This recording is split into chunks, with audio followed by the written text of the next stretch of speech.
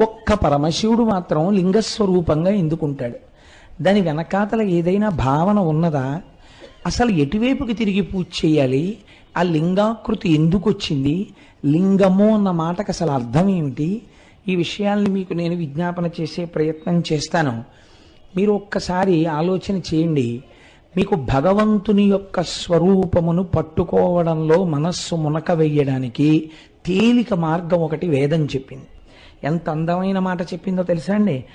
ఋతం పిబంతౌ సుకృతస్య లోకే గుహాప్రతిష్టౌ పరమే పరార్ధే యో వేద నిహితం గుహాయాం అంది. ఒక పదార్థం ఒకటి ఉందయ్యా, అది నీ యొక్క మాంసనేత్రములకు గోచరము కాదు, అది కనపడదు. నువ్వు ఇలా చూస్తే నామరూపాలు కనపడతాయి, కానీ ఆ పదార్థం, ఆ పరబ్రహ్మము నీ కంటికి కనపడదు. ఈ కంటి చేత నీవు చూడలేవు.